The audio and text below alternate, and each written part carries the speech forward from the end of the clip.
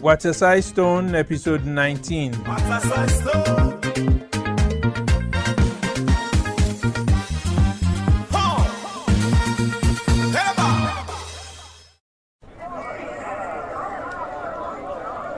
Chief, isn't that Moku? It is. You know him? Moku is so rude and obstinate. He's quite flippant. Doesn't he realize that he is among his elders? Attention! Attention! Hey!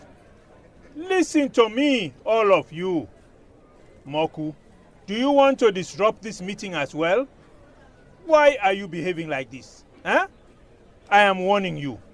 We are not here for jokes, and we are not idle either. If you try to disrupt this meeting one more time, you will get to know who I am.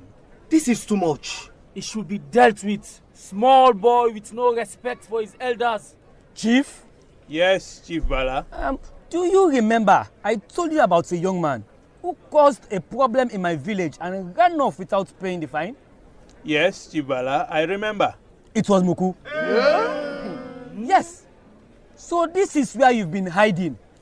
Moku, let me tell you straight off that you won't get away here with what you got away with in Rohu. I will never tolerate that.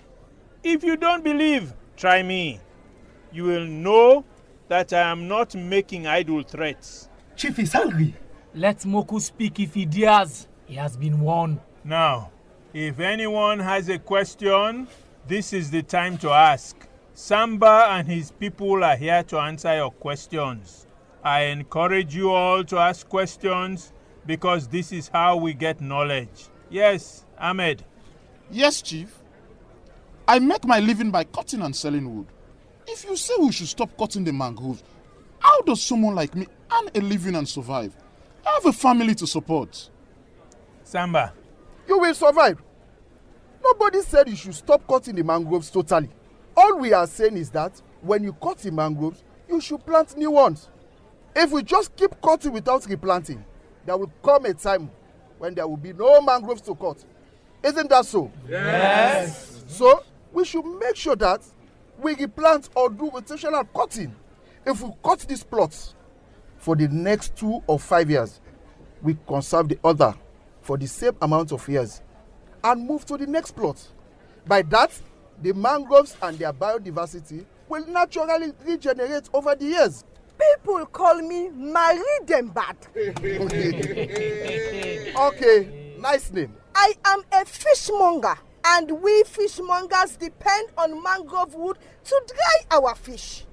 If we do not have the mangrove wood to dry our fish, it will make life very difficult for us. Okay, Marie, I think I know where you are headed with your question. What we can advise fishmongers is that you need to use the oven bander. What's that? Halima has mentioned this before. With the oven bander, you don't need to use much mango wood to dry your fish. By the grace of God, before we leave, we will train people on how to make oven bander. So more fishmongers will be able to use it to dry their fish. This will also cut down the amount of money you spend on buying wood. That's good news. Samba, I will also like you to explain to people why it is wrong to cut the mangrove and why the mangroves are important to us. Yes, that is true. Because some people are saying that we need to make sacrifices to the spirits. But it's true. We need to make sacrifices. The first thing I want you to know is that God had a very good reason to put the mangroves on the waterfront. They help in preventing the water from overcoming the land. They serve as breeding ground for fish. They serve as windbreaker during the heavy wind or storm and protect our farmland. Yes, and it's because there aren't many mangroves on the shoreline anymore. That's why we are experiencing floods anytime it rains. There is nothing to stop the water. The same with your farmland. If you cut all the mangroves in front of your farm, the land keeps reducing every year as water keeps eroding it. Tell them, Samba. It's the same with the heavy winds. The mangroves help to block the winds. If the mangroves were on the shorelines and had not been cut, The heavy winds we experienced 2 weeks ago would not have caused so much damage as the trees would have blocked the winds.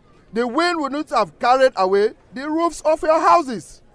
And it is possible that the water wouldn't have drifted away Musu's son. You are talking grammar. I am not even going to sit here and listen to this kind of talk. How will mangroves protect my farm? Anytime I see the need to clear the mangroves, I will do just that.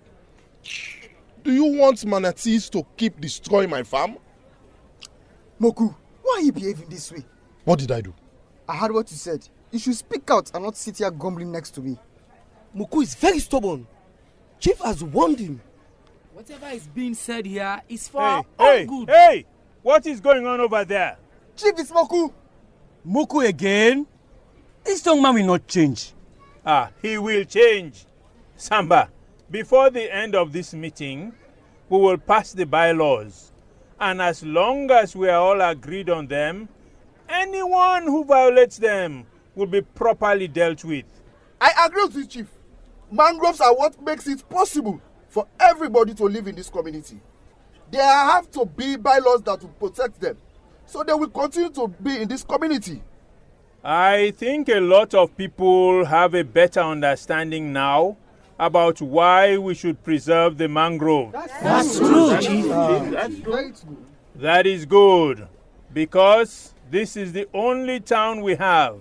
If it is washed away by floods, then we have nowhere to go.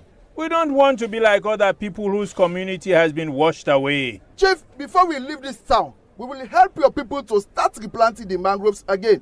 I am happy to hear this. Good talk. Okay, I am going to say this again. When we have passed the bylaws, anyone, and I repeat, anyone who breaks the law will be dealt with severely. Yes, Chief. Osman, I need you to support me on this. I hear you, Chief.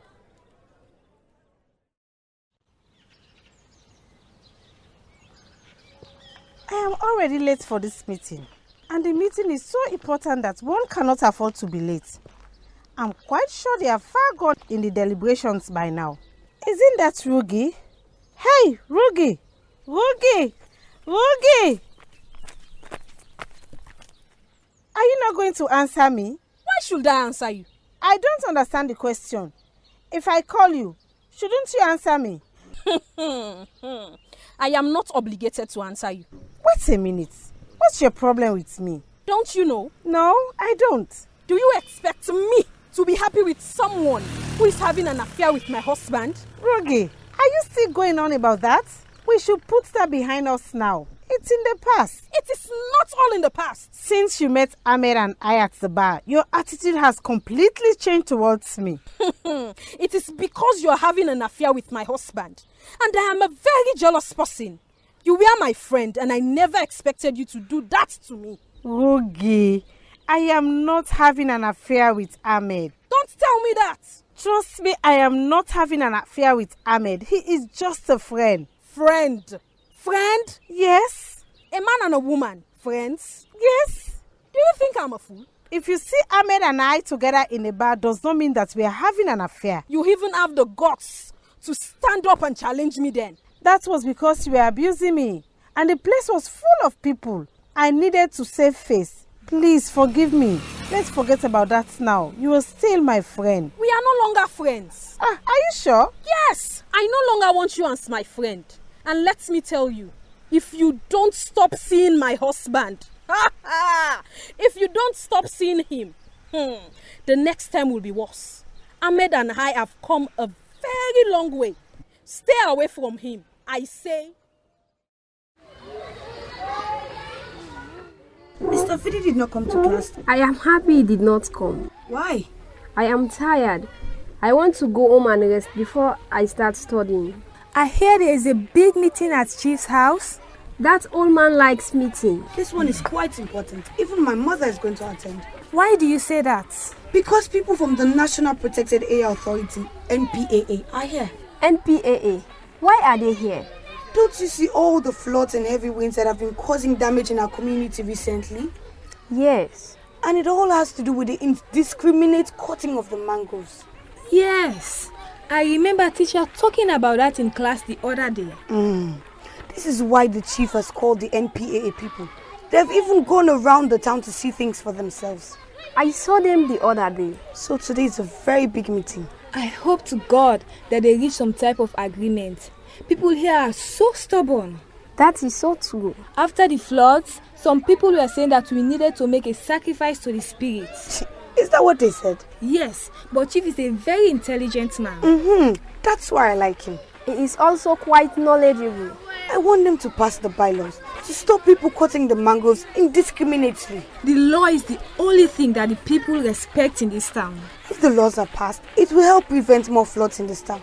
You know, we don't even have mangroves in this town anymore. Anyway, I pray God direct them in the meeting. Let me leave you here. Where are you off to?